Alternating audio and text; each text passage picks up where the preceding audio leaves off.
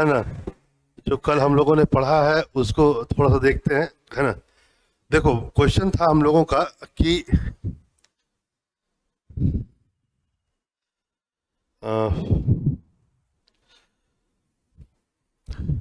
Question था नए भारत के निर्माण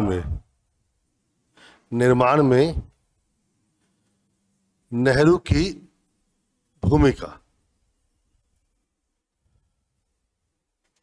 ठीक है, ठीक है। तो ये हम लोग क्वेश्चन चल रहा था हम लोगों का, ठीक है।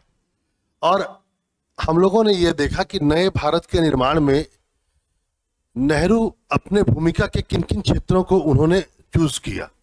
मतलब यदि कहा जाए कि आप केवल ब्लाइंडली नहीं कह सकते हैं किसी भी उत्तर को कि नए भारत के निर्माण में नेहरू ने ये किया, ये क्रमबद्ध तरीके से उत्तर लिखेंगे तभी नंबर मिलते हैं। ऐसे नंबर मिलने की संभावनाएं कम हो जाती हैं। क्योंकि पवन जी, आप भी क्लास में कल चले गए थे, तो थोड़ा सा आप भी देख लीजिए, हल्का सा 5 मिनट के लिए बस, है ना, एक शुरुआत भर, है ना। आप तो देख ही लीजिए, है ना। देखिए, जैसे मैंने कहा कि नेहरू सबसे पहले यदि ध्यान देते हैं तो उन्होंने सबसे पहला जो क्षेत्र चुना वह चुना विज्ञान का। किसका चुना? विज्ञान का। विज्ञान के क्षेत्र में नेहरू ने अपने दृष्टिकोण को अभिव्यक्ति प्रदान की। विज्ञान के प्रति उनका दृष्टिकोण देखिए कैसा है, बहुत अजीब सा है। एक बहुत ही फिलोसॉफिकल टच के साथ नेहरू विज्ञान की ओर अपने दृष्टिकोण को देखते हैं। नेहरू बोलते हैं गरीबी और भूखमरी का सॉल्यूशन है कौन? विज्ञान। ऐसे वो विज्ञान को देखते हैं। नेहरू विज्ञान को इस रूप में देखते हैं कि विज्ञान जो है गरीबी और भूखमरी का क्या है? समाधान है। और विज्ञान के क्षेत्र में विकास के लिए उन्होंने 3 आदमियों को चुना। ठीक है, विज्ञान के क्षेत्र में विकास के लिए उन्होंने 3 आदमी को चुना। सबसे पहले महानिलोबिस, हम लोग कल पढ़ चुके हैं। किसको चुना था? महानिलोबिस को चुना था। एस भटनागर को चुना था, ठीक है। और होमी जहांगीर भाभा को चुना था। हम लोगों ने कल देखा इस बात को। तो इन 3 व्यक्तियों को, इन 3 महाभूतियों के सहयोग के द्वारा उन्होंने भारत के एक वैज्ञानिक भारत को, जो एक परंपरागत भारत था, उससे बाहर निकाल करके एक वैज्ञानिक भारत की ओर ले जाने का प्रयास किया। क्यों? क्योंकि वो जानते थे कि यदि भारत में इतनी गरीबी है, उसका समाधान इसी रूप में निकल सकता है और कोई रूप नहीं हो सकता। तो ये तो हम लोगों ने देखा। दूसरा पॉइंट हम लोगों ने देखा कि नेहरू ने अपना सबसे पहला ध्यान विज्ञान के क्षेत्र में परिवर्तन में या विकास में सबसे पहला ध्यान दिया कि हम लोग कुछ संस्थाओं का परिनिर्माण करें। ठीक है, हम लोगों ने देखा कि सबसे पहले उन्होंने प्रयास किया कि कुछ संस्थाओं का निर्माण किया जाए। जैसे आप उससे ज्यादा लिख सकते हैं। फॉर एग्जाम्पल मैंने कहा था जैसे CSIR, मैंने कहा CSIR नेशनल फिजिकल या फिजिक्स लेबोरेटरी। मैंने ये भी कहा था IITs कहा था, है ना, IIT कहा था। इसकी स्थापना की गई नेहरू जी के द्वारा। फिर नेहरू जी ने दृष्टिकोण साइंस के प्रति, एटॉमिक ऊर्जा के प्रति भी उनकी दृष्टिकोण बहुत सकारात्मक था। वो भी साइंस का एक पार्ट है, ठीक है। तो नेहरू जी ने क्या किया? एक और दृष्टिकोण था परमाणु ऊर्जा, है ना। परमाणु, पहले तो परमाणु आयोग की स्थापना की, ठीक है। फिर परमाणु ऊर्जा आयोग की स्थापना की। फिर परमाणु ऊर्जा विभाग की स्थापना की, ठीक है। तो ये तो परमाणु क्षेत्र में। फिर आपको पता ही होगा कि आपने ये भी बोला था अप्सरा रिएक्टर, पहला अनुसंधान रिएक्टर है अप्सरा। भारत का ही नहीं, पूरे एशिया का माना जा सकता है पहला अनुसंधान रिएक्टर है। फिर नेहरू जी, जैसे कि ये मान लेते हैं संस्थाएं थी, एक पॉइंट, ये इसका दूसरा पॉइंट हुआ, ठीक है। तीसरा पॉइंट मान लेते हैं इसी विज्ञान में, तीसरा पॉइंट यह भी था कि उन्होंने अंतरिक्ष की ओर भी ध्यान दिया, है ना। और अंतरिक्ष पर एक राष्ट्रीय समिति की गठन किया गया, है ना, नेशनल कमिटी ऑन स्पेस किया गया था। और ये किया गया था 1962 को, सॉरी 1962 को किया गया था। आपको पता होना चाहिए जो अंतरिक्ष पर जो नेशनल कमेटी गठन किया गया था 1962 में, वही आगे चलकर 1969 में इसरो बनता। हाँ, इसरो के समय में नेहरू जी नहीं है हमारे, नेहरू जी उससे पहले जा चुके हैं 64 में, उनकी मृत्यु हो चुकी है।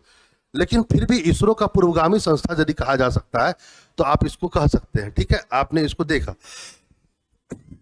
फिर आप इसरो और भी देख सकते हैं, जैसे कि इसी में थर्ड अंतरिक्ष में थुम्बा है ना, जो रॉकेट प्रक्षेपण केंद्र है थुम्बा, उसकी स्थापना की गई। अगला पॉइंट आप लोगों ने नहीं लिखा है, वह है रक्षा क्षेत्र में। रक्षा क्षेत्र में कृष्ण मेनन की भूमिका महत्वपूर्ण रही।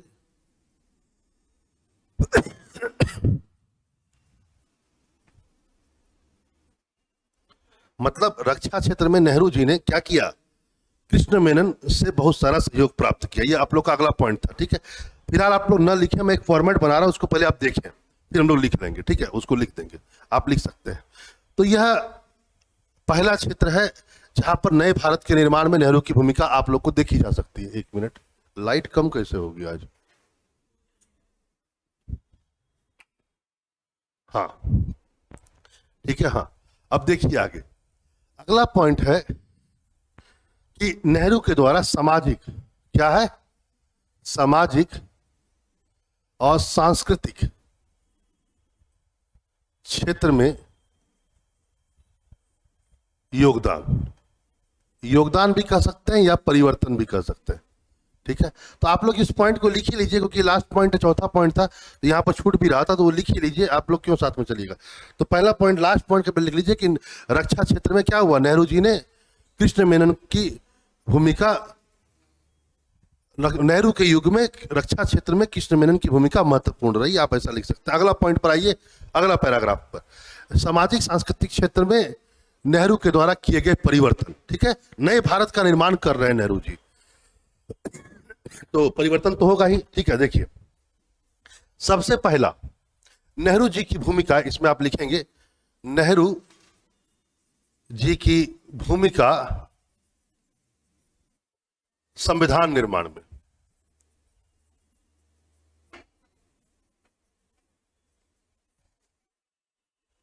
क्या नेहरू जी की भूमिका संविधान निर्माण में है या नहीं है? बिल्कुल है।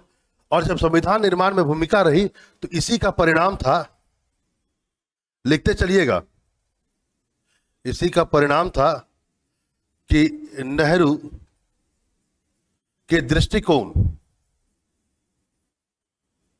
को अभिव्यक्ति मिली।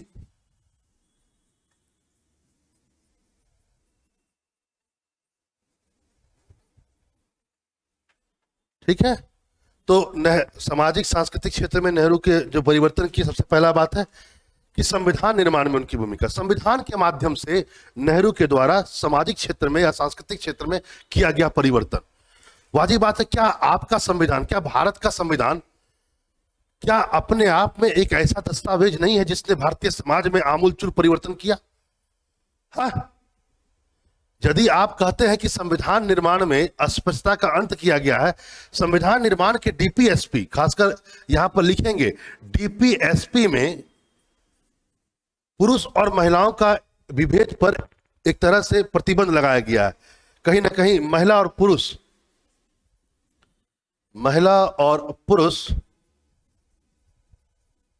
की समानता की बात है ना, इस पर नेहरू के समाजवादी दृष्टिकोण के व्यक्ति है। तो जो नेहरू की भूमिका संविधान निर्माण में रही, इसी का परिणाम था कि नेहरू के दृष्टिकोण को व्यक्ति भी मिली संविधान में, और कई सारे ऐसे क्लॉज हैं, कई सारे ऐसे उपबंध हैं संविधान के जो नेहरू के प्रतिबंध, मतलब कि उनकी सोच को व्यक्ति प्रदान करती है।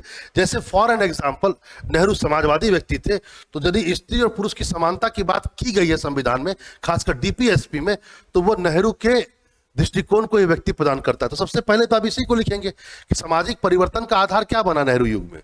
संविधान बना, है ना। और संविधान निर्माण में नेहरू की भूमिका अहम भी थी, और नेहरू के दृष्टिकोण को उसमें अभिव्यक्ति भी मिली। ठीक है, और कुछ एग्जाम्पल दीजिए, जैसे ही उन्होंने इसके माध्यम से ये काम किया। लिख लिया आप लोगों ने इस पॉइंट को, या नहीं लिखा है? लिख लिया। आगे देखिए, दूसरा पॉइंट हम लोग अभी सामाजिक और सांस्कृतिक क्षेत्र में परिवर्तन देख रहे हैं ना। दूसरा पॉइंट है, एक तो संविधान, संविधान में आप और भी चीजें लिख सकते हैं, जहां जहां आपको समाजवादी आदर्श मिल रहा है। कैसा समाजवादी आदर्श? तो वो नेहरू है। समाजवादी आदर्श में मिश्रित अर्थव्यवस्था भी है।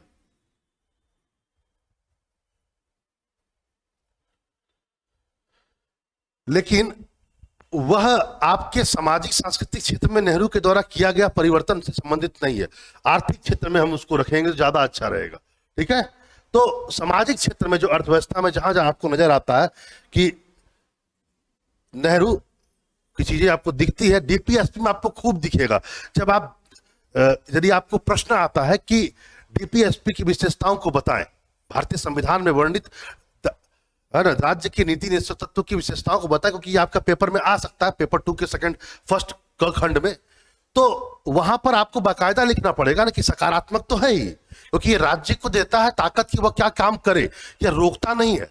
लेकिन वहां पर आप कैसे कैटेगराइज करेंगे? तो यहां पर गांधीवादी आदर्शों को अभिव्यक्ति मिली हुई है, यहां पर उदारवादी आदर्शों को भी अभिव्यक्ति मिली हुई है, और यहां पर समाजवादी आदर्शों को भी अभिव्यक्ति मिली हुई है। तो समाजवाद जो दिखता है आपको अपने संविधान में, वो नेहरू दिखता है, हर तरफ नेहरू दिखेगा जब आप समाज। और फिर आगे चलकर तो प्रियम्बल में यदि इंदिरा गांधी के द्वारा 42 में उसको लाया गया तो वो आदर्श पहले से ही थे, वो तो केवल उसको बाहर निकाला गया। ठीक है, अब देखिए सेकेंड पॉइंट है संविधान के माध्यम से नेहरू के द्वारा किया गया परिवर्तन। सेकेंड पॉइंट है विधि और विधान के माध्यम से किया गया परिवर्तन। जैसे ए, ठीक है, जैसे जैसे क्या है ए, जैसे ए हिंदू उत्तराधिकार अधिनियम एक्ट 1955 नेहरू के द्वारा। क्या यह सामाजिक क्षेत्र में नेहरू के द्वारा किया गया नए भारत का निर्माण नहीं है? हिंदू उत्तराधिकार अधिनियम लाया गया है ना।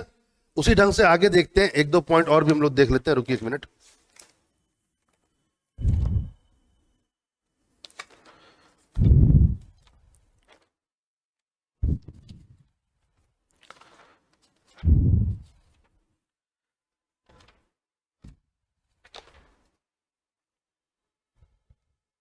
दूसरा है अस्पृश्यता निवारक अधिनियम, यह भी 1955 है।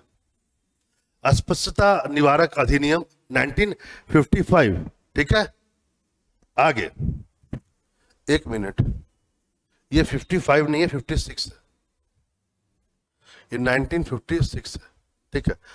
इससे पहले लिख सकते हैं तो ये, चलिए इसको ही करते सी, हिंदू विवाह अधिनियम, हिंदू विवाह अधिनियम, ये है 1955, ठीक है। जैसे डी दहेज निवारक अधिनियम या दहेज निषेध अधिनियम, दहेज निषेध अधिनियम 1961। जैसे मातृत्व लाभ अधिनियम,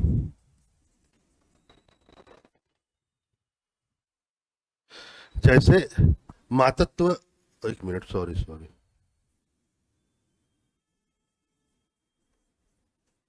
मातृत्व लाभ अधिनियम, यह भी है 1961। तो ये नए भारत के निर्माण में नेहरू की भूमिका सामाजिक आर्थिक क्षेत्र में हम देख रहे हैं क्या क्या उन्होंने परिवर्तन किया। पहले तो संविधान में उनकी भूमिका, उससे क्या परिवर्तन हुआ, फिर विधि और विधान लाकर लाए, तो उस क्या आप बिना इसे लिखे खाली कहानी लिखिएगा कि सर विधि और विधान के द्वारा भी उन्होंने भारतीय समाज में बहुत परिवर्तन किया, और वही बीपीएससी का क्वेश्चन लिख रहे हो और वहां पर कुछ फैक्ट ना हो, तो आयोग बोलेगा कि वैसे सर आईएएस में भी फैक्ट होना बहुत जरूरी है, कहानी केवल लिखने से काम नहीं चलता। थोड़ा बहुत फैक्ट देना पड़ेगा। तो आप देख सकते हैं ये सब भी है, ठीक है। तो विधि और विधान के माध्यम से ये सब लिख लिया आप लोगों ने, उम्मीद है सब लिख लिया होगा। उतना समय मैं नहीं दूंगा, साथ साथ में लिखना है। अब मैं भी लिख रहा हूं, बताइए अब आप कीजिएगा ऐसे काम तो कैसे काम चलेगा। चलिए ठीक है, आगे देखते हैं। हो गया आगे, सामाजिक सांस्कृतिक क्षेत्र ही चल रहा है। अगला पॉइंट बगल में लिख दें, बगल में लिख देते हैं। देखिए अलग से लिख देता हूं ये हिंदी। देखिए अगला है विधि और विधान के माध्यम से। अगला देखिए, ये सेकेंड पॉइंट था, है ना। एक तो पहला पॉइंट आपने देखा संविधान,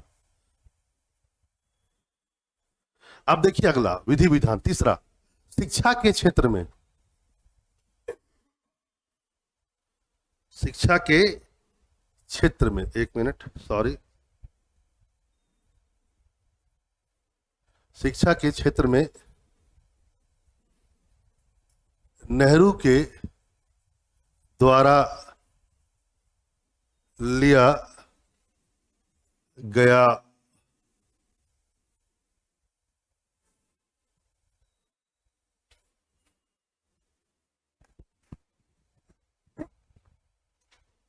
स्टेप को हिंदी में क्या कहेंगे? नेहरू के द्वारा लिया गया, नहीं,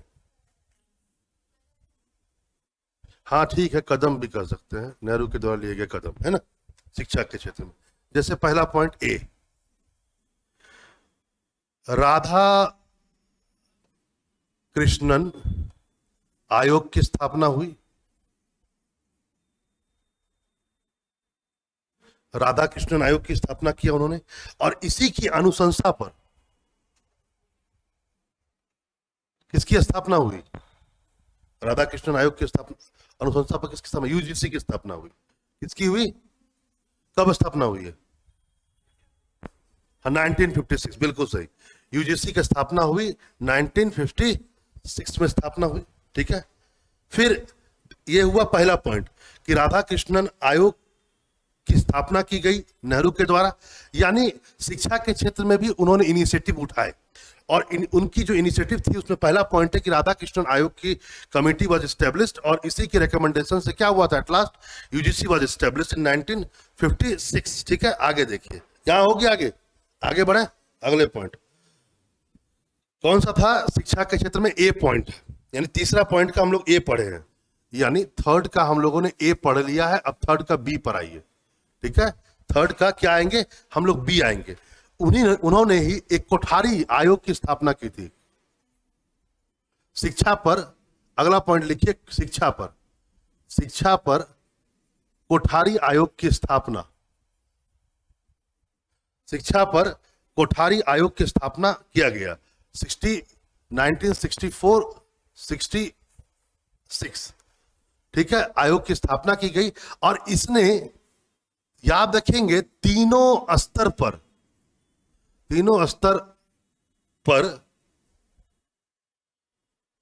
सुधारों की अनुशंसा की।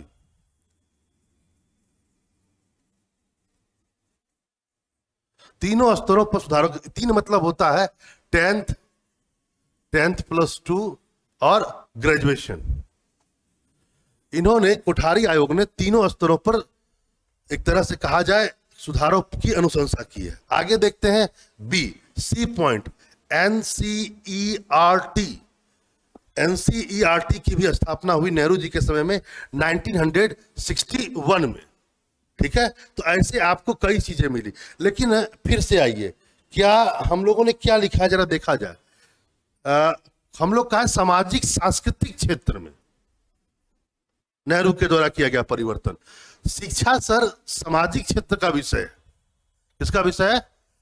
आप थोड़ा सांस्कृतिक की बात कर ले, ठीक है। आगे देखिए, संस्कृति की बात कर रहे हैं।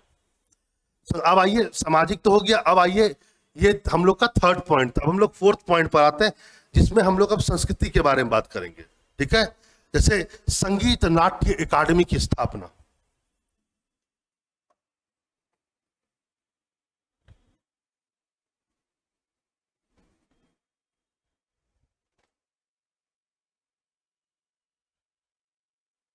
संगीत नाट्य अकादमी की स्थापना किसने की? नेहरू जी ने की थी। एक बार डेट देख लेता हूं, है ना, 53। क्या है? संगीत नाट्य अकादमी 53 1953। एक मिनट, सही से लिख दें। आप बोलेंगे सर आप ऐसा ही लिखते हैं, इसे आप ही समझ सकते हैं। कई बार लोग मुझे कमेंट भी करते हैं, सर आप ऐसा लिखते हैं कि आप ही समझ सकते हैं, दूसरा कोई नहीं समझ।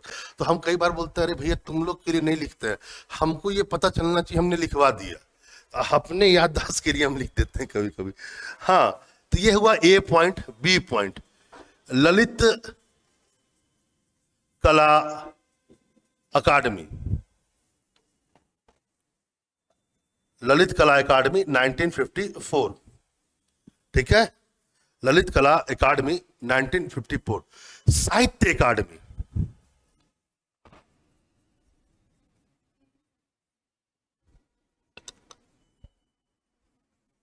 ये भी 1954 है। साहित्य अकादमी 1954। अगला आइए, अगला है D, national school, SCH, school of modern art. सही से लिखिए। नहीं, मॉडर्न आर्ट नहीं है, मॉडर्न आर्ट एंड गैलरी अलग है। National school of modern drama, national school of modern drama 1959। National school of modern drama 1959। अगला लिखिए, national school of, national gallery of modern art, ऐसे लिख लीजिए।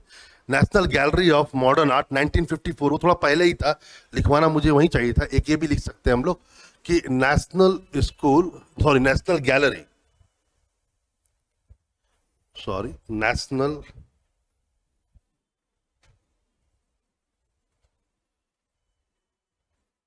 गैलरी ऑफ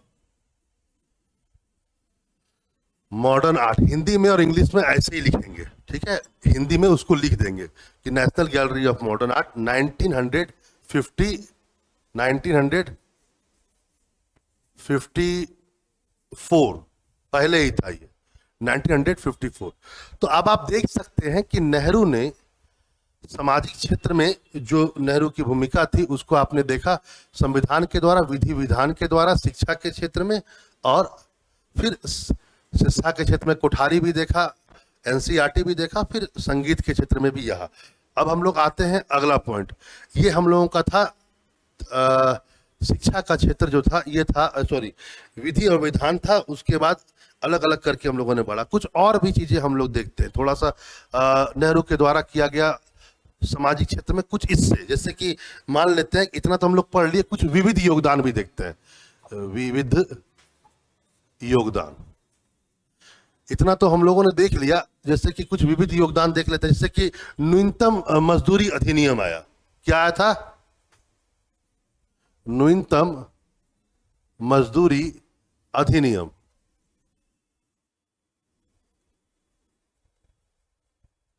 यानी आपने पहले क्या देखा? आपने पहले देखा कि नेहरू जी के द्वारा किया गया संविधान में, उसके बाद आपने देखा, दूसरा पॉइंट आपने देखा कि विधि विधान से नेहरू जी के द्वारा किया गया परिवर्तन। फिर नेहरू जी के द्वारा तीसरा पॉइंट आपने देखा शिक्षा के क्षेत्र में किया गया योगदान।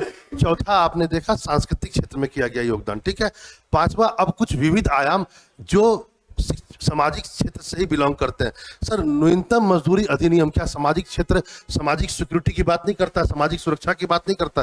कब आया था? लिख लीजिए, न्यूनतम मजदूरी अधिनियम 1948।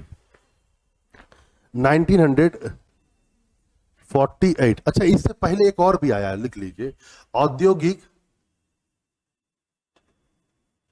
विवाद अधिनियम।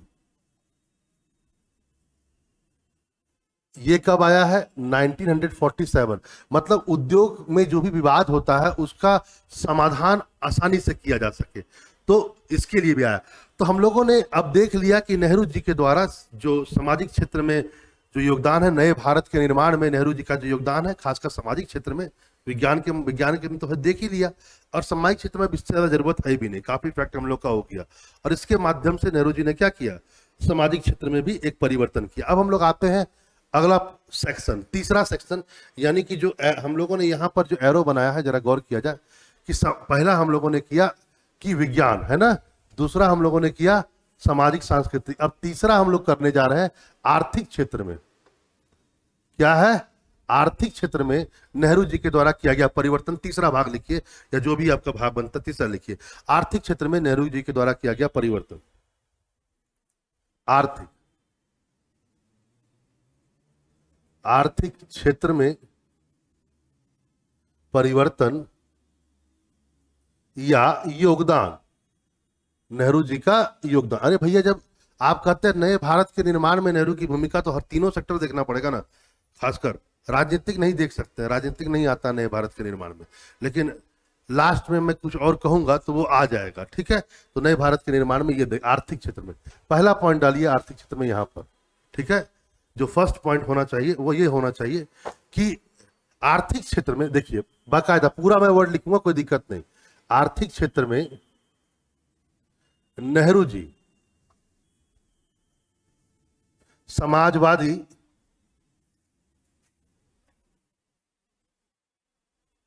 आर्थिक क्षेत्र में नेहरू जी समाजवादी दृष्टिकोण से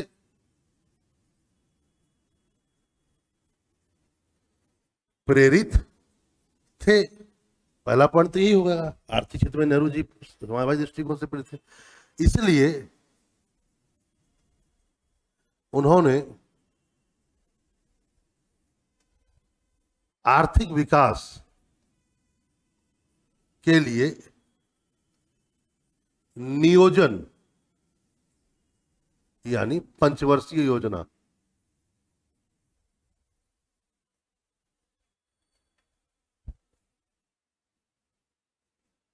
को अपनाया।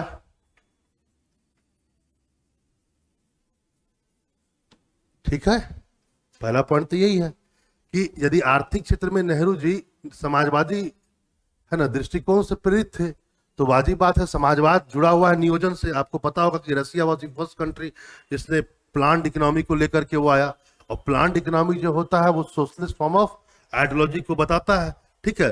तो नेहरू जी भी सोशलिस्ट है, तो उनकी विचारधारा सोशलिस्ट है, तो उन्होंने भारत के आर्थिक विकास के लिए जिस प्रणाली को चुना वह क्या था? नियोजन प्रणाली को चुना, ठीक है। नियोजन के माध्यम से उन्होंने विकास को समझा। अगला पॉइंट लिख लीजिए, अगला पॉइंट, दूसरा पॉइंट, आर्थिक विकास के लिए, या इसी संदर्भ में कहा जाए, ऐसे लिख लीजिए, क्योंकि हर वर्ड अगले वर्ड से जुड़ा हुआ होना चाहिए। कटाव रहेगा तो अब नंबर भी कम मिलेंगे और टीचर भी इरिटेट होता है कि आपने जो अगला लिखा उसमें कोई जुड़ाव नहीं था, ठीक है। और मैं बाकायदा इस आंसर को पूरा पॉइंट पॉइंट ही लिखवा रहा हूं, आपने गौर किया होगा। एक ब्रॉड पॉइंट है जिसको आपने विज्ञान कहा और उसके अंदर कई पॉइंट डाला। वैसे ही सेकेंड ब्रॉड पॉइंट था आप लोगों का सामाजिक क्षेत्र में और सांस्कृतिक क्षेत्र में, तो उसमें भी आपने ब्रॉड डाला। ये दूसरा पॉइंट का भी अंदर में कई सब पॉइंट्स हैं, तो पूरी की पूरी उत्तर जो इसमें बनेगा पॉइंट पर बनेगा। और मैंने बाकायदा कहा था कि जहां फिलॉसफी है वहां पॉइंट देने की संभावना कम है, लेकिन जहां देने की संभावना है वहां खूब दीजिए पॉइंट, अच्छे मार्क्स मिलेंगे, ठीक है। हाँ, तो दूसरा पॉइंट देख लीजिए। हाँ, एक मिनट, इसी संदर्भ में नेहरू जी ने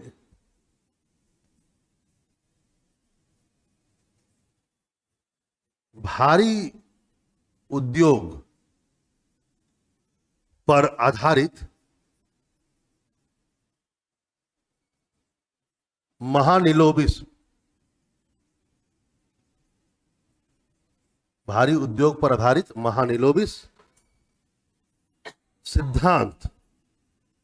अच्छा, महानिलोबिस सिद्धांत को आप चाहें तो इसको आप इन्वर्टेड कॉमा में कर सकते हैं, ठीक है, ध्यान रखेंगे। महानिलोबिस सिद्धांत को अपनाया, ठीक है, महानिलोबिस सिद्धांत को अपनाया। इसी संदर्भ में नेहरू जी ने भारी उद्योग पर आधारित महानिलोबिस सिद्धांत को अपनाया, ठीक है। समझ में आ रहा बातें? चलिए,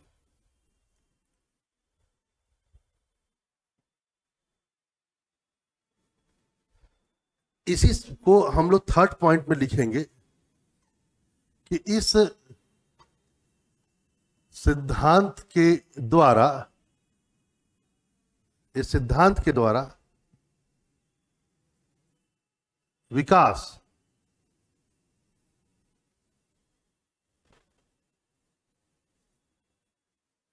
रिस रिस्क कर गरीबों तक पहुंचना था। ठीक है, और इसी का नाम है टपकन सिद्धांत, है ना।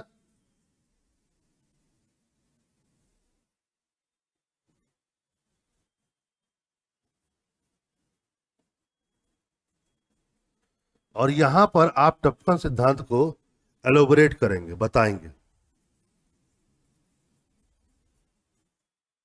ठीक है, तो यानी नियोजन के माध्यम से विकास जरूर करना था, लेकिन इसी संदर्भ में नेहरू जी ने भारी उद्योग पर आधारित महानिलोभित सिद्धांत को अपनाया, और इसी सिद्धांत के द्वारा विकास को रिश्त तक गरीबों तक पहुंचना था।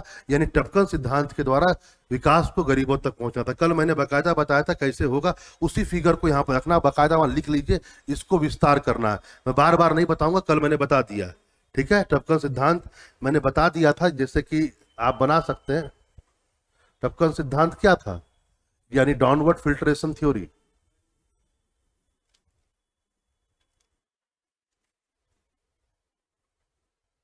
डाउनवर्ड फिल्ट्रेशन थ्योरी, इसमें सिंपल सा था। आप छोटा सा फिगर हल्का सा बना सकते, जैसे आप एक यहां पर ऐसे गोला डालिए और लिखिए भारी उद्योग,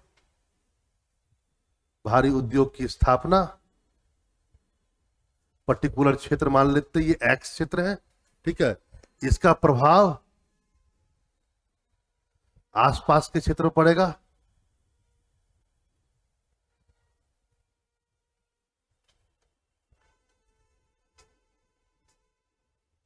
आसपास के क्षेत्र पर पड़ेगा। इससे क्या होगा? आसपास के क्षेत्र में छोटे उद्योग आएंगे, छोटे उद्योग आएगा, आसपास के क्षेत्र में छोटे उद्योग आएंगे, अस्पताल बनेगा, स्कूल बनेगा, और ऐसे आसपास के क्षेत्र में विकास होगा। जब आसपास के क्षेत्र में विकास होगा, जब आसपास के क्षेत्र में विकास होगा और ये सब घटनाएं होंगी, तो इसका प्रभाव क्या होगा? एटलास गांव पर पड़ेगा, और गांव पर पड़ेगा तो गरीबों का भी विकास होगा। तो इस ढंग से आपने कहा था, आपने ऐसे ही कहा था, पिछले बार भी आपने ऐसे ही देखा था कि टपकन सिद्धांत इसी को बोलते हैं कि भारी उद्योग के माध्यम से। अच्छा, क्या गांधी नेहरू जी का, यदि मैं आपसे कहूं कि नेहरू के टपकन सिद्धांत या महानिलोभित सिद्धांत की आलोचनात्मक व्याख्या करें, क्वेश्चन लिखे बगल में साइड से, 1 मिनट में आया, रखने दीजिए, लिखिए। ये आपका इकोनॉमिक्स का क्वेश्चन, मेरा नहीं। महानिलोभित सिद्धांत की आलोचनात्मक व्याख्या करें, ये इकोनॉमिक्स का क्वेश्चन है, मेरा नहीं। क्या करेंगे आप? हाँ, महानिलोभित सिद्धांत की आलोचनात्मक व्याख्या करें, यदि ये प्रश्न आता है, ये इकोनॉमिक्स का है, ध्यान रखें।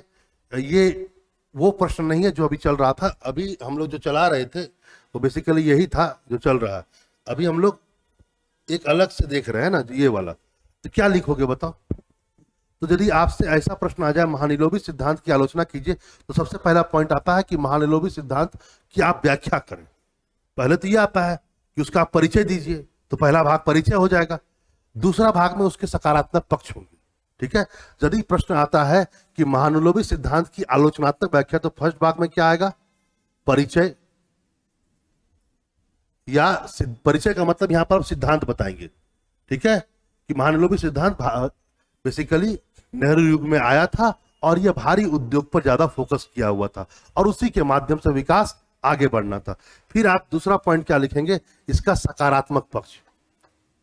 सकारात्मक पक्ष में आप लिखेंगे कि अच्छे से इंप्लीमेंट हुआ, भारत में बहुत सारे उद्योगों की स्थापना हुई, खासकर द्वितीय पंचवर्षीय योजना में। प्रथम वाले में तो सिंदरी खाद कारखाना स्थापित हुआ, लेकिन सेकंड वाले में आप राउल केला देखिएगा, भिलाई देखिएगा, ठीक है ना, दुर्गापुर देखिएगा, इस्पात संयंत्र की स्थापना हुई। ये सब सेकंड पंचवर्षीय योजना की थी। इससे विकास पहुंचा, उन क्षेत्रों में पहुंचा जहां पर जो बहुत ही पिछड़े प्रदेश थे, उद्योग भी अधिकतर वहीं लगाए गए, भारी उद्योग, उन क्षेत्रों का विकास हुआ। ठीक है, तो आप इस ढंग से सकारात्मक पक्ष लिखेंगे, फिर इसकी आलोचना करेंगे नकारात्मक। कोई बता सकता है कि इसका नकारात्मक प्रभाव क्या है? क्या है? हाँ,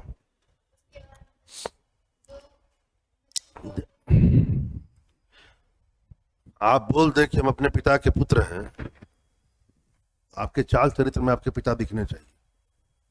नहीं, बोलने से काम नहीं चलता। चलिए, ऐसा होने लगा तब तो हो गए। डीएनए कहाँ से लाएंगे हम? देखिए, मैं इस पूरे ब्लॉग को हटा रहा हूं। अच्छा लिखिए, अच्छा समझिए, अच्छा बोलिए। देखिए, थिंकिंग प्रोसेस समझिए।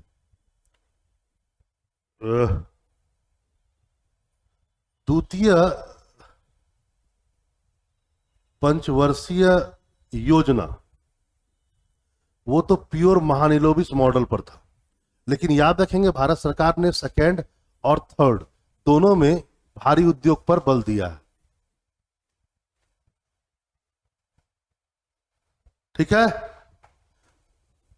क्या कहा था सर भारत सरकार ने कि विकास रिस रिस करके कहां तक पहुंचेगा? गरीबों तक पहुंचेगा, यानी ग्रामीण क्षेत्र तक। यदि ये इतना सक्सेसफुल था तो 1959 में पंचायती राज क्यों आया?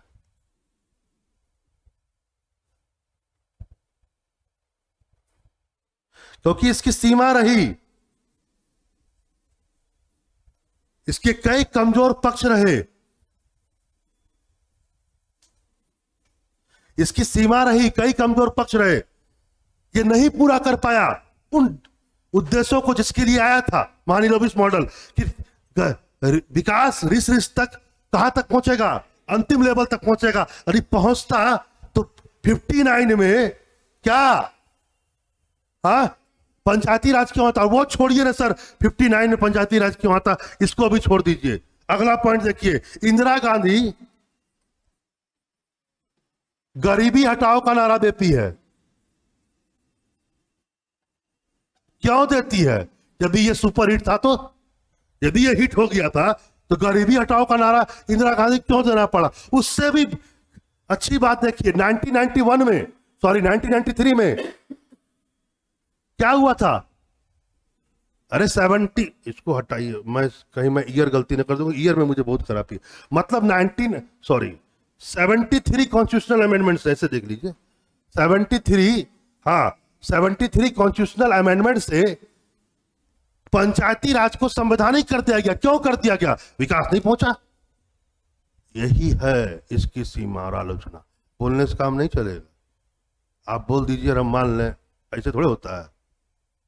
भावनात्मक पक्ष को साइड रखिए, वो सब ग्रेजुएशन की बातें खोज गया सर, ऐसा हुआ वैसा, ना ना ना ना नहीं, यहाँ ये लेवल आपको समझ में आया तो इसको लिखिएगा ना, कहानी थोड़े था ये।